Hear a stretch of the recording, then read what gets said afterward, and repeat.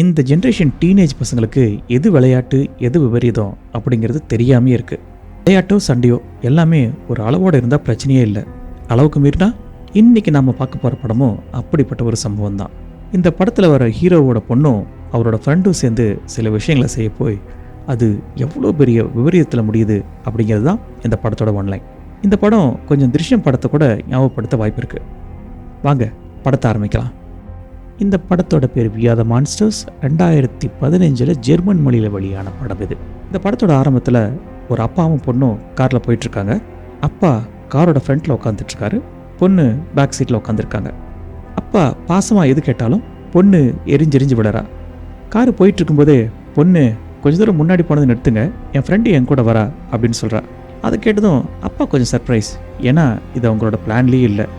Friend காரில் ஏறினதுலேருந்து பொண்ணுக்கும் ஃப்ரெண்டுக்கும் எப்போ பார்த்தாலும் சண்டை, வாக்குவாதம். கார் ஹைவே தாண்டி கொஞ்சம் தூரம் போனதுக்கப்புறம் பொண்ணு நேச்சுரல் கால், அதனால் காரை நிறுத்துக்கன்னு சொல்கிறா. பொண்ணோட ஃப்ரெண்டும் காரை விட்டு இறங்குறாங்க. போகும்போதே ஃப்ரெண்டு பொண்ணை ஏதோ ஒரு விஷயத்தில் சமாதானப்படுத்த முயற்சி பண்ணிகிட்டே போகிறா. ஆனால் பொண்ணு சமாதானம் ஆகிற மாதிரி தெரியல. இப்படி அவங்க நேச்சுரல் காலுக்காக போன இடம் ஒரு பெரிய காடு, அதை ஒட்டி ஒரு பெரிய டேமும் இருக்குது. போய் ரொம்ப நேரம் ஆகி வராததால் பொண்ணோட அப்பா பொண்ணை தேடிட்டு காட்டுக்குள்ளே போகிறாரு. பொண்ணோட பேரை சொல்லி பல முறை கூப்பிட்டு பார்க்குறாரு, ஆனால் எந்த பதிலுமே இல்லை. கொஞ்ச நேரத்திலேயே பொண்ணு பயந்த குரலை அப்பான்னு கத்துற சத்தம் கேட்குது. என்ன ஏதுன்னு பதறிட்டு போய் பார்த்தா பொண்ணு டேமோட எட்ஜில் நின்றுட்டு கீழேயே பார்த்து கத்திட்டு இருக்கா. ஒரு வழியாக ஓடி போய் பொண்ணை காப்பாற்றிட்டு, உன் ஃப்ரெண்டு எங்கே அப்படின்னு அப்பா கேட்குறாரு. அதுக்கு அதோ இங்கே இருக்கிற தண்ணிக்குள்ளே விழுந்துட்டான்னு பொண்ணு சொல்கிறா. இதை கேட்டது அதிர்ச்சியான அப்பா அவசரமாக தண்ணிக்குள்ளே இறங்கி ஃப்ரெண்டு எங்கேன்னு தேடுறான். ஆனால் ஃப்ரெண்டோட பேக் மட்டும்தான் கிடைக்குது, ஃப்ரெண்டை கண்டுபிடிக்க முடியல. அந்த சீனை அப்படியே கட் பண்ணால் காருக்குள்ளே அப்பாவும் ஃப்ரெண்டும் உட்காந்துட்ருக்காங்க. அப்போ பொண்ணு மெதுவாக சொல்கிறா, என் ஃப்ரெண்டு அவளா தண்ணிக்குள்ளே விடலை, நான் தான் வேணும்னு தள்ளி விட்டேன் அப்படின்னு. இதை கேட்டதும் அப்பாவுக்கு பயங்கர அதிர்ச்சி. சரி, ஏதோ ஒரு கோவத்தில் ஏதோ ஒரு சண்டையில் பொண்ணு ஃப்ரெண்டை பிடிச்சி தள்ளி விட்டுட்டா அப்படிங்கிறத புரிஞ்சுக்கிறாரு. இருந்தாலும் பெத்த பொண்ணு விட்டுற முடியாது இல்லையா, அதனால் சரிம்மா நீ தள்ளி விடலை, அது ஒரு ஆக்சிடெண்ட், யார் கேட்டாலும் அப்படி தான் சொல்லணும் அப்படிங்கிறாரு, நம்ம சுயம்புலிங்க மாதிரியே. ஆனால் அந்த பொண்ணும் எமோஷனை கண்ட்ரோல் பண்ண முடியாமல் ஏதோ கத்துறா பெனாத்துறா. சரி போலீஸ்கிட்ட போயிடலாம் அப்படின்னு சொல்லி அப்பா போலீஸ் ஸ்டேஷன் வாசல் வரைக்கும் போகிறாரு. ஆனால் அப்போ பொண்ணுக்கு வயசு வெறும் 14 தான். பொண்ணோட எதிர்காலம் அதெல்லாம் யோசிச்சுட்டு அப்படியே திரும்பி வந்துடுறாரு. வீட்டுக்கு போன அப்பா இதுக்கு ஒரு சரியான கதையை ரெடி பண்ணணுமே அப்படின்னு இப்படி யோசிச்சுட்ருக்காரு. ஆனால் அந்த பொண்ணுக்கோ பயங்கர ஆட்டிடியூடு. இதை பற்றிலாம் எதுவுமே கவலைப்படல. ஒரு கொலை பண்ணிட்டுமே அப்படிங்கிற ஒரு சின்ன கில்ட் ஃபீலிங் கூட இல்லாமல் அவள் பாட்டுக்கு ஒன்றுமே நடக்காத மாதிரி பயங்கர கேஷுவலாக இருக்கா. அந்த சமயத்தில் அந்த வீட்டுக்கு ஒரு லேடி வராங்க. அந்த லேடி அப்பாவோட கேர்ள் ஃப்ரெண்ட். அதாவது அப்பாவுக்கும் அம்மாவுக்கும் டிவோர்ஸ் ஆகிடுச்சு. பொண்ணு அப்பாவோட ஒரு வாரம் அம்மாவோட ஒரு வாரம் இருக்கணும் அப்படிங்கிறது தான் ரூல். அப்பாவோட இருக்கிற இந்த ஒரு வாரத்தில் தான் இப்படி ஒரு சம்பவம் நடந்து போச்சு. டிவோர்ஸ் ஆகிட்டதுனால அப்பா அவருக்கு தனியாக ஒரு லேடி கேர்ள் ஃப்ரெண்டை பிடிச்சிட்டாரு, அவங்களோட லிவினில் இருக்காரு. அம்மாவும் அதே போல். அப்பாவோட கேர்ள் ஃப்ரெண்ட் வந்ததுலேருந்தே பொண்ணு சிடுன்னு ஆயிடுறா. ஸோ இதுலேருந்து நமக்கு ஒன்று தெளிவாக தெரியுது, இந்த பொண்ணுக்கு இதெல்லாம் எதுவும் பிடிக்கல அப்படிங்கிறது. அந்த சீனை அப்படியே கட் பண்ணால் பொண்ணோட அம்மாவும் அந்த அம்மாவோட பாய் ஃப்ரெண்டும் காரில் போயிட்டுருக்காங்க. இவங்களும் லிவினில் தான் இருக்காங்க. பொண்ணை தன்னோட கூட்டிகிட்டு போக வேண்டிய நேரம், அதனால் பொண்ணுக்கு திரும்ப கால் பண்ணுறாரு. ஆனால் ஃபோன் சுவிட்ச் ஆஃப்லேயே இருக்குது. பொண்ணோட ஃபோன் மட்டும் இல்லை, எக்ஸ் ஹஸ்பண்டோட ஃபோனும் சுவிட்ச் ஆஃப்லேயே தான் இருக்குது. அந்த சீனை அப்படியே கட் பண்ணால் பொண்ணு அப்பாவோட வீட்டிலேருந்து அப்போ தான் தூங்கி எழறா. ஒன்றுமே நடக்காத மாதிரி ரொம்ப கேஷுவலாக இருக்கா. என்ன பிளான் பண்ணியிருக்கீங்க அப்படின்னு அப்பா கிட்ட கேட்குறா. அப்பா நான் அதை பற்றி தான் யோசிச்சுட்ருக்கேன் அப்படின்னு சொல்கிறாரு. அதுக்கு அவ்வளோ அது சரி, உங்களுக்கு நான் எப்போவுமே 2ஆம் பட்சம் தானேன்னு சொல்கிறா, அழறா. அப்பா சமாதானப்படுத்துகிறார். அந்த சீனை அப்படியே கட் பண்ணால் அப்பா ஒரு ரெக்கார்டிங் ஸ்டுடியோவில் இருக்கார்.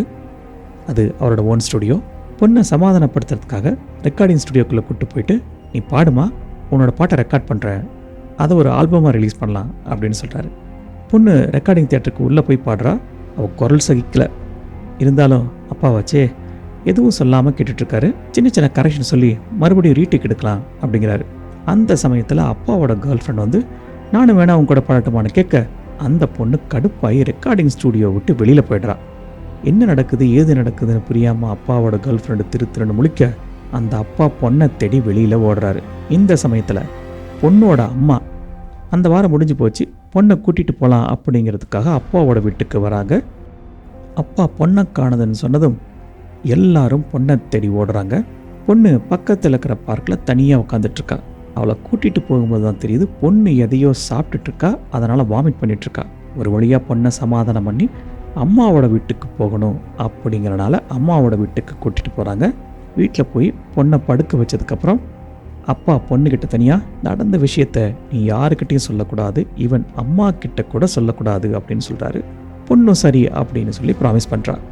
அடுத்த சீனில் அப்பா அவரோட ரெக்கார்டிங் ஸ்டுடியோவில் தான் பொண்ணை நினச்சி எழுதின ஒரு பாட்டை பாடி காமிக்கிறாரு. அதுக்கு அவர் தான் மியூசிக்கும் போட்டிருக்காரு. இதிலிருந்து அந்த அப்பா தான் பொண்ணு மேலே எவ்வளோ பாசம் வச்சுருக்காரு அப்படிங்கிறது நமக்கு புரியுது. இந்த சமயத்தில் காணாமல் போன ஃப்ரெண்டோட அப்பா தான் பொண்ணை காணோம் அப்படிங்கிறனால ஹீரோவோட பொண்ணுக்கிட்ட, அதாவது அப்பாவோட பொண்ணுக்கிட்ட வராரு. இனி இவரை ஹீரோன்னு கூப்பிடுவோம், கதை ஈஸியாக புரியும் அப்படிங்கிறதுக்காக. ஹீரோவோட பொண்ணுக்கிட்ட வந்து, ஏமா கடைசியாக என் பொண்ணை நீ எப்போ பார்த்தான்னு கேட்க, அதுக்கு அந்த பொண்ணு, உங்கள் வீட்டில் கடைசியாக பார்த்ததோட சரி அங்கிள், அதுக்கப்புறம் எனக்கு எதுவும் தெரியாது அப்படின்னு சொல்கிறா. சொன்னவ சொல்லிவிட்டு நேராக அவளோட ரூமில் போய் படுத்துக்கிறா. வந்தவரை வழி அனுப்பி வச்சுட்டு பொண்ணோட அம்மா பொண்ணோட ரூமுக்கு போகிறாங்க. இனி இவங்களை ஹீரோயின் சொல்லுவோம், கதை ஈஸியாக புரியணும் அப்படிங்கிறதுக்காக. ஹீரோயின் எவ்வளோ தான் பொண்ணுக்கு ஹெல்ப் பண்ணாலும் பொண்ணு ஹீரோயின் மேலே கோபப்பட்டுட்டே தான் இருக்கா. ஸோ இதுலேருந்து ஒரு விஷயம் புரியுது, பொண்ணுக்கும் அம்மாவுக்கும் கூட ஒரு நல்ல ரிலேஷன்ஷிப் இல்லை அப்படிங்கிறது. ஹீரோயின் ஒரு நர்சரி கார்டன் வச்சுருக்காங்க. அந்த இடத்துக்கு ஹீரோ வராரு. ஹீரோயின் ஹீரோ கிட்ட என்ன நடந்துச்சு, ஏன் பொண்ணு இப்படி இருக்கான்னு கேட்க, அதுக்கு ஹீரோ வேறு வழியே இல்லாமல் என்ன நடந்துச்சு அப்படிங்கிற உண்மையை சொல்லிடுறாரு. அதுக்கு ஹீரோயின் நேராக போலீஸ்கிட்ட போகலாம்ல, நம்ம பொண்ணு மைனர் தானே, 14 வயசு தான் ஆகுது, இதெல்லாம் ஒரு பெரிய பிரச்சனை ஆகாது இல்லைன்னு கேட்க, அதுக்கு நம்ம ஹீரோவோ, உண்மைதான், ஆனால் நம்ம பொண்ணு தான் தெளிவாக இருக்காளே, நான் தான் வேணுன்னு அவளை தள்ளிவிட்டேன் அப்படின்னு. அப்படிங்கிற பட்சத்தில் இவன் மைனராக இருந்தால் கூட சட்டம் தன் கடமையை செய்யும், அதனால் போலீஸ்கிட்ட போக முடியாது அப்படின்னு சொல்கிறாரு. அந்த சீனை அப்படியே கட் பண்ணால் பொண்ணு கம்ப்யூட்டரில் ஏதோ பண்ணிகிட்ருக்கா. அந்த சமயத்தில் ஒரு ஃப்ராக்ஷன் ஆஃப் செகண்டுக்கு காணாமல் போன ஃப்ரெண்டோட முகம் கம்ப்யூட்டர் ஸ்க்ரீனில் தெரியுது. அது ரெக்கார்டட் வீடியோவா இல்லை லைவில் வந்தாளா அப்படிங்கிறது நமக்கு தெரியலை. ஆனால் அப்பா அம்மா வந்து பார்த்ததும் பொண்ணு டக்குன்னு அதை மினிமைஸ் பண்ணிவிட்டு பேக்ரவுண்டில் இருந்த கேமை விளையாட ஆரம்பிக்கிறா. இப்போ ஹீரோயின் ஹீரோ கிட்ட கேட்குறாங்க, சரி அதெல்லாம் இருக்கட்டும், பொண்ணு வேணுன்னே தள்ளி விட்டதாக இருக்கட்டும், எதுக்கு தள்ளி விட்டான்னு கேட்டீங்களா அப்படின்னு கேட்க, அதை கேட்குற அளவுக்கு எனக்கு இன்னும் தைரியம் வரலன்னு ஹீரோ பதில் சொல்கிறாரு. இந்த சமயத்தில் காணாமல் போன ஃப்ரெண்டோட அப்பா இவங்களை தேடி இந்த வீட்டுக்கே வந்துடுறாரு. இப்போ தான் ஹீரோயின் 2 பேருக்குமே விஷயம் தெரிஞ்சிருச்சு இல்லையா, அதனால் ஃப்ரெண்டோட அப்பாவை பார்த்ததும் ஹீரோவும் ஹீரோயினும் ஒரு செவுத்துக்கு பின்னாடி ஒளிஞ்சிக்கிட்டு பம்மறாங்க. கொஞ்ச நேரத்தில் அந்த ஃப்ரெண்டோட அப்பா கிளம்பிடுறாரு. அப்போ ஹீரோயின் சொல்கிறாங்க, ராஜா இந்த மாதிரி ரொம்ப நாளைக்கு ஓடி ஒழிய முடியாது, சீக்கிரமாகவே ஒரு நல்ல ரீசனையும் நல்ல கதையும் ரெடி பண்ணணும், இல்லைனா நம்ம பொண்ணு மாட்டிப்பா அப்படின்னு சொல்லிட்டு பின்வாசல் வழியாக துணி காயப்போட வராங்க. அந்த சமயத்தில் ஃப்ரெண்டோட அப்பா பின்வாசல் வழியாக வீட்டுக்குள்ளேயே வந்துடுறாரு. இதை பார்த்ததும் ஹீரோயின் 2 பேருக்குமே ஷாக். கடகடன்னு ஓடி வந்த ஹீரோ, ஓ ஏன் எங்களை தொந்தரவு பண்ணுறேன்னு சத்தம் போடுறாரு. அதுக்கு வந்தவரோ, அப்படி இல்லைப்பா, நான் உன் பொண்ணுக்கிட்ட சில விஷயங்களை மட்டும் விசாரிச்சுட்டு போடுறேன், என் பொண்ணை காணோம் அப்படின்னு சொல்ல, அதெல்லாம் முடியவே முடியாதுன்னு சொல்லி ஹீரோவும் ஹீரோயின் ஆர்கியூ பண்ண, கடுப்பான ஃப்ரெண்டோட அப்பா ஹீரோவோட மூக்கிலேயே நச்சுன்னு ஒன்று வைக்கிறாரு. அதில் ஹீரோவோட மூக்கிலேருந்து ரத்தம் ஒழுக ஆரம்பிச்சிருது. இதை பார்த்ததும் ஹீரோயின் சத்தம் போட்டு ஃப்ரெண்டோட அப்பாவை பார்த்து, மரியாதையாக ஓடி போறியா இல்லை போலீஸை கூப்பிடவான்னு சொன்னதும் ஃப்ரெண்டோட அப்பா வேறு வழியே இல்லாமல் அந்த இடத்த காலி பண்ணுறாரு. ஹீரோயின் ஹீரோவோட மூக்குக்கு மெடிசின் போட்டுக்கிட்டே ஒரு ஐடியாவை சொல்கிறாங்க. இப்போ உங்களை அடித்தான் இல்லையா, இதையே ஒரு காரணமாக வச்சுக்கிட்டு அவன் போலீஸ்கிட்ட போகிறதுக்கு முன்னாடி நம்ம ஏன் போலீஸ்கிட்ட போகக்கூடாதுன்னு சொல்ல, அட இந்த ஐடியா நல்லா இருக்கே, இம்மீடியட்டாக இம்ப்ளிமெண்ட் பண்ணுன்னு சொல்லி ஹீரோ சொல்கிறாரு. அடுத்த சீனில் ஹீரோயின் தனக்கு தெரிஞ்ச ஒரு பெண் போலீஸ்கிட்ட இந்த கம்ப்ளைண்ட்டை சொல்கிறாங்க. எப்படி சொல்கிறாங்கன்னா, தான் பொண்ணோட ஃப்ரெண்டு காணாமல் போயிட்டதாகவும் அந்த பொண்ணு காணாமல் போயிட்டதுக்காக என் பொண்ணை விசாரிக்கணும்னு சொல்ல, அதுக்கு என் வீட்டுக்காரர் ஏன் எதுக்குன்னு கேட்க, அதுக்கு கோவப்பட்ட அந்த ஃப்ரெண்டோட அப்பா என் வீட்டுக்காரோட மூக்கை உடைச்சிட்டாருன்னு சொல்ல, ஓ விஷயம் அப்படி போகுதான்னு கேட்டு, சரி நானே வந்து விசாரிக்கிறேன் அப்படின்னு போலீஸ்காரங்க சொன்னதோடு இல்லாமல் ஒரு ட்விஸ்ட்டும் வைக்கிறாங்க. நான் முதல்ல உங்கள் பொண்ணை விசாரிக்கணும் அப்படின்னு சொல்கிறாங்க. அதை கேட்டதும் ஹீரோயின் அதெல்லாம் முடியாதுன்னு சொல்ல, இல்லை இந்த விஷயத்தில் முதல்ல நான் உங்கள் பொண்ணுக்கிட்ட தான் ஆரம்பிக்கணும்னு சொல்கிறாங்க. சரி ரொம்ப அப்ஜெக்ட் பண்ணால் பிரச்சனையாயிருமே அப்படிங்கிறனால ஹீரோயினும் வேறு வழியே இல்லாமல் சரின்னு சொல்கிறாங்க. அடுத்த சீனில் போலீஸ் அந்த பொண்ணை இன்வெஸ்டிகேட் பண்ணுறதை காமிக்கிறாங்க. போலீஸ் மெயினாக கேட்குறது அவளோட ஃப்ரெண்டுக்கும் அவங்க அப்பாவுக்கும் எப்படி ரிலேஷன்ஷிப் அப்படிங்கிறது தான். அதுக்கு அந்த பொண்ணு அவளோட அப்பா அவளோட பர்த்டே பார்ட்டி அப்போ ஒரு ஷாம்பெயின் பாட்டில் எடுத்துட்டா அப்படிங்கிறதுக்காக அடிச்சிட்டாரு, அந்தளவுக்கு கோவக்காரரு, அப்படி அடிச்சிட்டதுனால கூட ஃப்ரெண்டு காணாமல் போயிருக்கலாம் அப்படின்னு சொல்கிறாள். அதை கேட்டதும் போலீஸ் ஓகே அப்படின்னு சொல்லிட்டு அந்த இடத்த விட்டு காலி பண்ணுறாங்க. நைட் ஆகுது. ஹீரோ ஹீரோயின் அந்த பொண்ணு 3 பேரும் தனியாக அவங்கவுங்க இடத்துல தூங்கிட்டு இருக்காங்க. அப்போ அந்த பொண்ணு நைஸாக தான் ரூமோட கதவை திறந்து பார்க்குறா. எல்லோரும் தூங்கிட்டு இருக்கான்றதை கன்ஃபார்ம் பண்ணதுக்கப்புறம் அவள் ரூமில் இருக்கிற விண்டோவை ஓப்பன் பண்ணாதான் ஒரு மிகப்பெரிய சஸ்பென்ஸ் உடையுது. அந்த ஃப்ரெண்டு சாகவே இல்லை. அவள் விண்டோ வழியாக இவளோட ரூமுக்குள்ளே அசால்ட்டாக வரா. இப்போ அந்த பொண்ணு அவள் ஃப்ரெண்டுக்கிட்ட நீ நினச்ச மாதிரி விஷயம் இல்லை, ரொம்ப சீரியஸாக போயிட்டுருக்கு, நீ காணாமல் போயிட்டேன்னு சொல்லி அது போலீஸ் வரைக்கும் போய் போலீஸ் இப்போ என்ன வரைக்கும் வந்து விசாரிக்க ஆரம்பிச்சிட்டாங்கன்னு சொல்ல, அதுக்கு அந்த ஃப்ரெண்டு கொஞ்சம் கூட கவலையே படாமல் ரொம்ப கேஷுவலாக இருக்கா. நான் என் லவரோட வீட்டில் தான் இருக்கேன், என்ஜாய் பண்ணிகிட்ருக்கேன், நீங்கள் சமாளின்னு சொல்லிட்டு அவள் பாட்டுக்கு கிளம்பி போயிடுறா. இப்போ நமக்கு ஒரு விஷயம் தெளிவாக புரியுது, இந்த பிளான் இந்த 2 பொண்ணுங்களும் சேர்ந்து போட்டது தான் அப்படிங்கிறது. அந்த சீனை அப்படியே கட் பண்ண அடுத்த நாள் காலையில் போலீஸ் ஃப்ரெண்டோட அப்பா கிட்ட இன்வெஸ்டிகேட் பண்ணுறாங்க. அந்த சீனை அப்படியே கட் பண்ணால் இந்த பொண்ணு அவள் ஃப்ரெண்டோட வீடியோ சேட்டில் இருக்கா. அப்போ தான் நமக்கு இன்னும் தெளிவாக புரியுது, முன்னாடி ஒரு சீனில் சின்ன கிளிம்ஸ் மாதிரி காமிச்சாங்களே அவள் ஃப்ரெண்டோட சேட் பண்ணிகிட்ருக்கிறது, அது ரெக்கார்டட் கிடையாது, அது லைவ் வீடியோ சேட் அப்படிங்கிறது. அடுத்த சீனில் ஹீரோயின் அந்த ஃப்ரெண்டோட பேக்கை எப்படியாவது டிஸ்பஸ் பண்ணணும், இல்லைனா இந்த பேக்கை வச்சு அவங்கள ட்ரேஸ் பண்ணிவிடுவாங்க அப்படிங்கிறனால அதை எப்படியாவது கரைச்சி செடிகளுக்கு உரமாக போட்டணும் அப்படின்னு ட்ரை பண்ணுறாங்க. அதுக்கான வேலைகளை பார்த்துக்கிட்டு இருக்கும்போது ஹீரோயினோட பாய் ஃப்ரெண்ட் வந்து இன்றைக்கி நம்ம டேட்டிங் போகணும் மறந்துட்டியான்னு கேட்க ஆமாம்மா அப்படின்னு சொல்லி எப்படியோ சமாளித்து பாய் ஃப்ரெண்டை கூட்டிட்டு வெளில போய்ட்றாங்க. அடுத்த சீனில் ஹீரோயினோட பாய் ஃப்ரெண்ட் பொண்ணு 3 பேரும் சாப்பிட்றத காமிக்கிறாங்க. ஆனால் அந்த பொண்ணு சாப்பாடு எடுத்துகிட்டு அவளோட ரூமுக்கு போய்ட்றா. ஸோ இங்கே இருந்து நமக்கு இன்னொரு விஷயமும் தெளிவாக புரியுது, அந்த பொண்ணுக்கும் ஹீரோயினோட பாய் ஃப்ரெண்டுக்கும் கூட நல்ல ரிலேஷன்ஷிப் இல்லை அப்படிங்கிறது. பொண்ணு சரியான சண்டைக்காரியாக இருப்ப போல இருக்குது.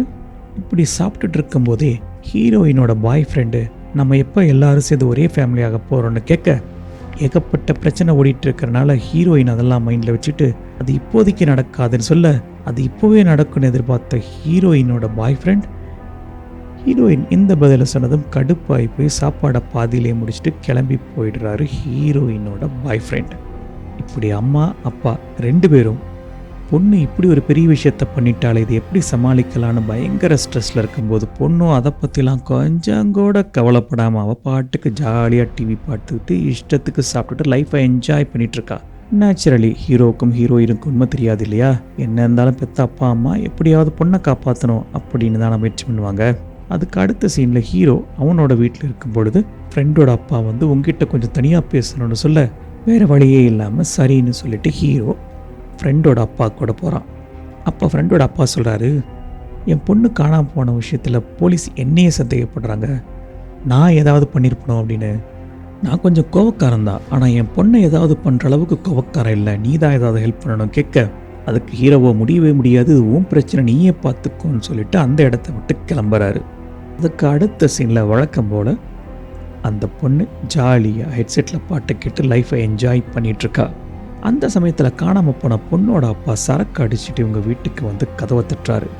உங்ககிட்ட பேசணும்னு சொல்கிறாரு. ஆனால் அந்த பொண்ணு கதவை திறக்கிறதா இல்லை. அந்த சீனை அப்படியே கட் பண்ணால் அது ஒரு ஈவினிங் நேரம். ஹீரோயின் அவங்களோட நர்சரியில் இருக்காங்க. ஹீரோயின் அந்த ஃப்ரெண்டோட பேக்கை இன்னும் டிஸ்பஸ் பண்ணவே இல்லை. அதை எப்படியாவது டிஸ்பஸ் பண்ணணும் அப்படிங்கிறதுக்காக அதை ஒரு ட்ராலியில் வச்சு தள்ளிட்டு வரும்போது ஃப்ரெண்டோட அப்பா உள்ளே வந்துடுறாரு. உள்ளே வந்தவர், உங்கள் காரை வெளில பார்த்தேன், அதான் நேராக உங்ககிட்ட பேசணுன்னு வந்திருக்கேன். இன்ஃபேக்ட் உங்கள் வீட்டுக்கு போனேன், ஆனால் நான் சரக்கு அடிச்சுக்கிறனாலவோ என்னவோ உங்கள் பொண்ணு கதவை திறக்கவே இல்லை. எப்படியாவது உங்கள் பொண்ணோட பேசுகிறதுக்கு என்னை அலோவ் பண்ணுங்கன்னு கேட்க பேசிகிட்டே இருந்தவரோட கண்ணில் பொண்ணோட பேகு பட்டுருது. ஒரு செகண்டில் அவருக்கு அத்தனை விஷயமும் புரிஞ்சிருது. ஓஹோ, நீங்கள் 2 பேரும் சேர்ந்து தான் என் பொண்ணை ஏதோ பண்ணியிருக்கீங்கன்னு சொல்லி ஹீரோயினை துரத்த ஆரம்பிக்கிறாரு. ஹீரோயின் டக்குன்னு ஹீரோவுக்கு ஃபோன் பண்ணி நடந்த விஷயத்தை எக்ஸ்பிளைன் பண்ண ஹீரோ காரை எடுத்துக்கிட்டு பஞ்சா பறந்து வராரு. கரெக்டாக ஹீரோ உள்ளே என்ட்ரி கொடுக்குற சமயம் நர்சரிக்கு வெளியில் ஹீரோயினை ஃப்ரெண்டோட அப்பா துரத்திக்கிட்டு போக ஒரு வேகத்தில் ஹீரோ காரை விட்டு டம்மால்னு ஃப்ரெண்டோட அப்பா மேலேயே சாத்த அதே இடத்துல ஃப்ரெண்டோட அப்பா துடிதுடிக்க சாகிறாரு. இந்த கொலைப்புலி தான் மேலே விழக்கூடாது அப்படிங்கிறதுக்காக ஃப்ரெண்டோட அப்பா வந்த சைக்கிள், ஃப்ரெண்டோட அப்பாவோட பணம் ரெண்டையும் காரில் தூக்கிக்கிட்டு ஊருக்கு ஒதுக்குப்புறத்தில் டிஸ்போஸ் பண்ணலான்னு எடுத்துகிட்டு போகிறாங்க ஹீரோவும் ஹீரோயினும். இவ்வளவு நேரம் ஹீரோவும் ஹீரோயினாக வந்தவங்க ஒரு கொலையினால் ஆன்டி ஹீரோயின் ஆயிட்டாங்க. நேராக காரை எடுத்துக்கிட்டு ஹைவே, அதுக்கப்புறம் ஊருக்கு ஒதுக்குப்புறம் போகிறாங்க. போனதுக்கப்புறம் சைக்கிளை தூக்கி ஒரு ஓரத்தில் போட்டுட்டு பாடியையும் தூக்கி சைக்கிளுக்கு பக்கத்துலேயே போட்டுறாங்க. திரும்பி வரும்போது ஹீரோயின் கதறி கதறி அழுகுறாங்க. இப்படிலாம் நடக்கும்னு எதிர்பார்க்கவில்லையே அப்படின்னு சொல்லி ஹீரோவோட முகத்துலேயும் ஆடலை. அடுத்த நாள் காலையில் பயங்கர கேஷுவலாக அந்த ஃப்ரெண்டு அப்பாவோட கடைக்கு வரா. அப்போ அங்கே இருக்கிற போலீஸ்காரங்க அவங்க அப்பா செத்து போயிட்ட தகவலை கொடுக்குறாங்க. அந்த சீனை கட் பண்ணா இங்கே ஹீரோ, ஹீரோயின், அந்த பொண்ணு 3 பேரும் பிரேக்ஃபாஸ்ட் சாப்பிட்டுட்டு இருக்காங்க. நேற்று நைட்டு கொலை பண்ணிட்டதுனால ஹீரோயினோட முகம் இறுகி போயிருக்கு. ஆனால் வழக்கம் போல் அந்த பொண்ணு பயங்கர கேஷுவலாக பிரேக்ஃபாஸ்ட் சாப்பிட்டுட்டு இருக்கா. அப்போ தான் சொல்கிறா, நான் உங்ககிட்ட ஒரு விஷயம் சொல்லணும். அதுக்கு என்னென்னா, என் ஃப்ரெண்டு சாகலை, நான் தள்ளியே விடலை. முதல்ல இது நானும் என் ஃப்ரெண்டும் சேர்ந்து பண்ண நாடகம்.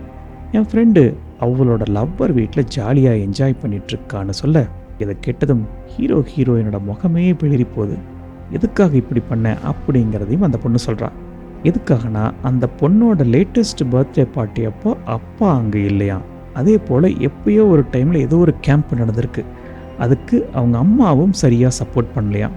இந்த காரணத்தினால எப்படியாவது உங்களை பழி வாங்கணும் அப்படின்னு நானும் என் ஃப்ரெண்டு யோசித்தோம். அந்த டைமில் என் ஃப்ரெண்டு அவளோட லவ்வரோட வெளியில் போகணும்னு வெயிட் பண்ணிட்டு இருந்தா. அவங்க அப்பாவும் கோவக்காரன் அப்படிங்கிறனால அவனுக்கும் ஒரு ஷாக் ட்ரீட்மெண்ட் கொடுக்கணும் அப்படின்னு நானும் என் ஃப்ரெண்டு முடிவு பண்ணோம். அதுக்காக தான் பிளான் பண்ணி காரில் ஏறினா. காரில் ஏறினதுலேருந்தே நாங்கள் 2 பேரும் ஏற்கனவே பேசி வச்சுக்கிட்டது மாதிரி சண்டை போடுற மாதிரி சண்டை போட்டோம்.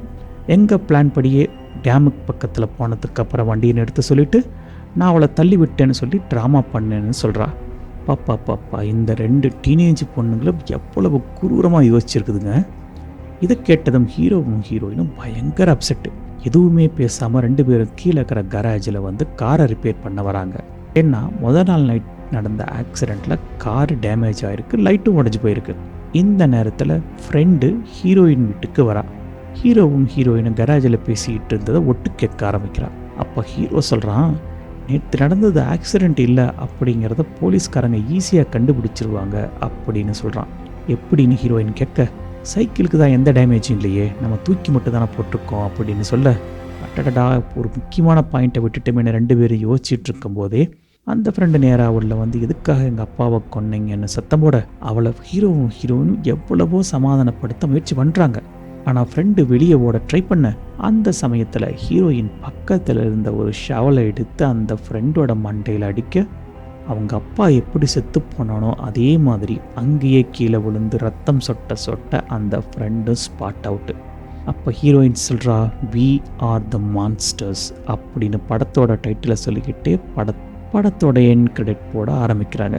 அப்பா அம்மா அட்டென்ஷன் கொடுக்கல அப்படிங்கிறதுக்காக எதையோ விபரீதமாக யோசித்து விளையாட்டுத்தனமாக செஞ்சு கடைசியில் மிக பெரிய விபரீதத்தில் முடிஞ்சு போன இந்த படம் உங்களுக்கு பிடிச்சிருக்குன்னு நினைக்கிறேன். பிடிச்சிருந்தா ஒரு லைக்கை போடுங்க, மறக்காமல் சப்ஸ்கிரைப் பண்ணுங்கள். மீண்டும் ஒரு நல்ல படத்தில் சந்திப்போம். பாய்.